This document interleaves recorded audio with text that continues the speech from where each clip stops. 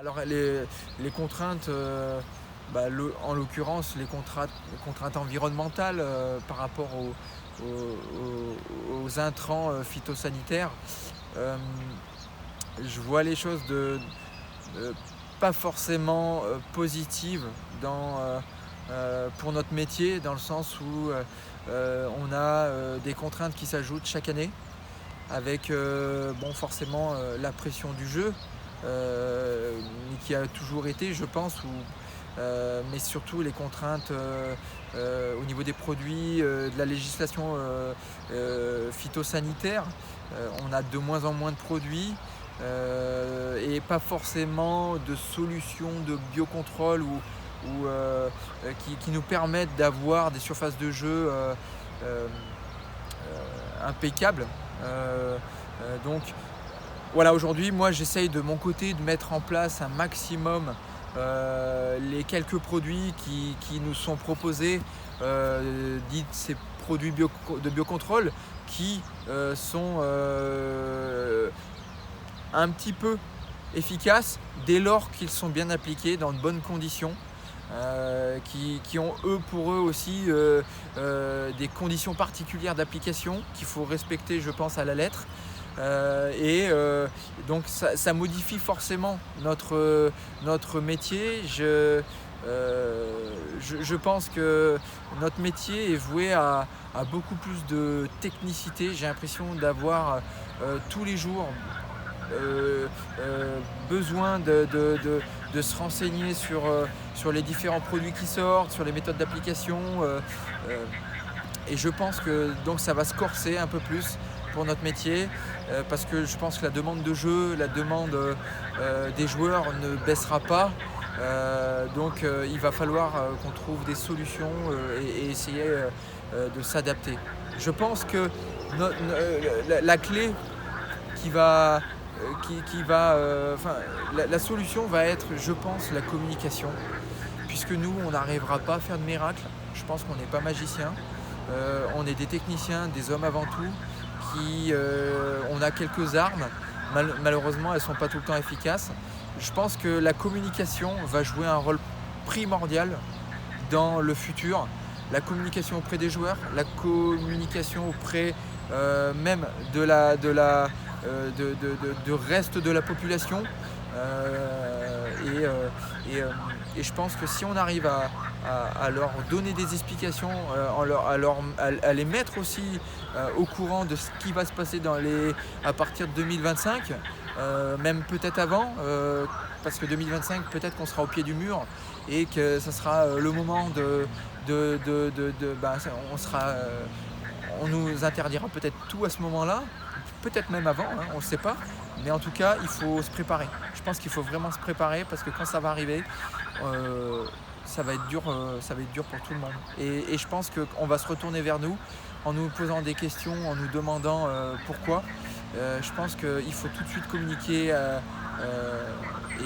et peut-être que ça se passera bien.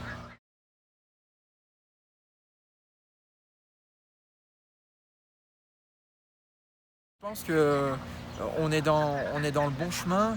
Je suis membre à la greffe, je prends ma cotisation chaque année. Je m'intéresse beaucoup à ce qui est fait par les personnes qui sont à la greffe, qui s'occupent de la recherche, des études, qui d'ailleurs font, je pense, un boulot de malade. Et je pense que d'ailleurs j'ai envie presque de les remercier, parce que ça nous aide beaucoup, nous Greenkeepers. Déjà ça nous rassure beaucoup, parce qu'on sait qu'il y a des gens qui cherchent, et puis vis-à-vis aussi de l'administration, de l'État,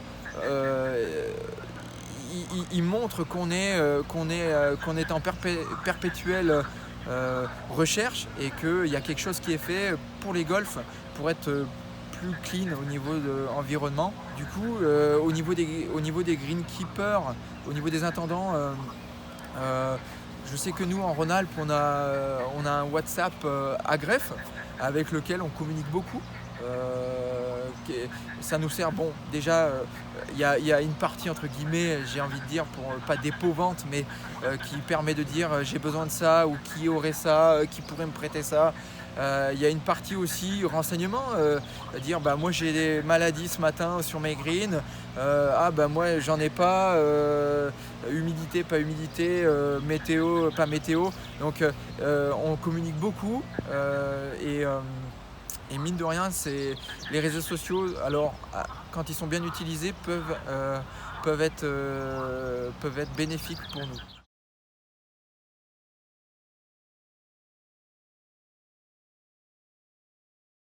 Le golf d'Aix-les-Bains, il est attenant à l'hippodrome d'Aix-les-Bains. On s'entend très bien avec le gestionnaire du terrain de l'hippodrome, avec qui on a des synergies au niveau matériel. Il me prête un vertidrin, je lui prête une mini-pelle. Donc c'est vrai qu'on a accès à des matériels qui parfois sont pas disponibles pour d'autres golfs, parce qu'on a la chance d'avoir cette synergie-là. On n'a pas forcément le même entretien, on n'a pas forcément les mêmes techniques de fertilisation ou de gestion de nos zones de jeu.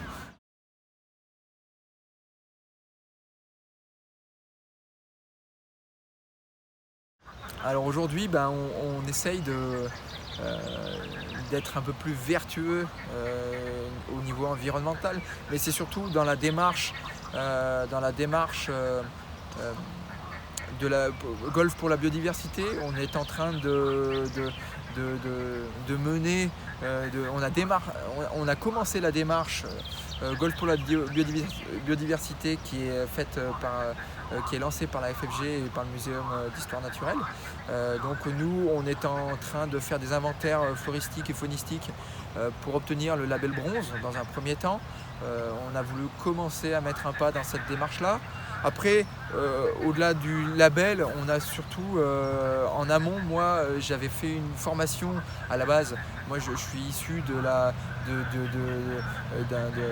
diplôme EAENR, donc gestion des espaces naturels et ruraux, donc avec un papa qui est garde-pêche et puis moi qui adore la nature.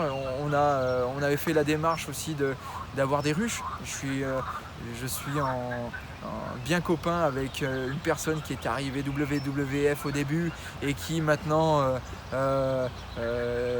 viendrait presque jouer au golf avec moi. Et donc aujourd'hui on a 30 ruches avec 800 kg de récolte depuis 2 ans, donc 800 kg de récolte par an.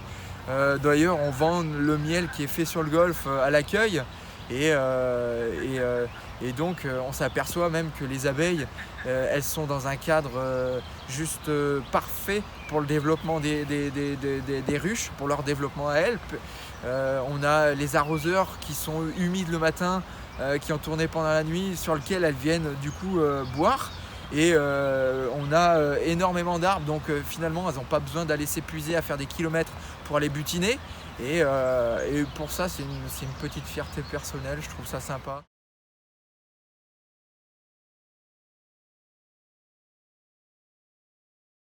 Aujourd'hui, nos ressources en eau dépendent d'un forage, uniquement d'un forage qui a été fait il y a 5 ans, qui fournit donc l'hippodrome et le golf. L'eau est directement puisée à 25 mètres de profondeur dans une nappe qui, selon les hydrogéologues, est pas intarissable mais quasiment. Ceci dit, ça n'empêche pas qu'il faut quand même raisonner les arrosages. Ça arrive dans un bassin de rétention dans lequel on va venir pomper pour pouvoir alimenter les arroseurs. Il y a 630 arroseurs qui arrosent donc les surfaces de green, les surfaces de départ et les fairways.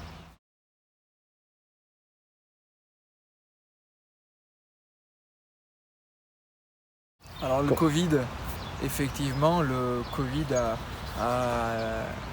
a donné de l'air à nous, les intendants, mais a donné de l'air surtout au green. Moi je me suis aperçu qu'au bout de quelques mois de confinement, les greens certes étaient tranquilles, mais le système racinaire s'était développé presque du simple au double. puisqu'il n'avait pas été piétiné, tondu ou autre. Aujourd'hui, si j'avais un message à passer à mes collègues intendants, ça serait, je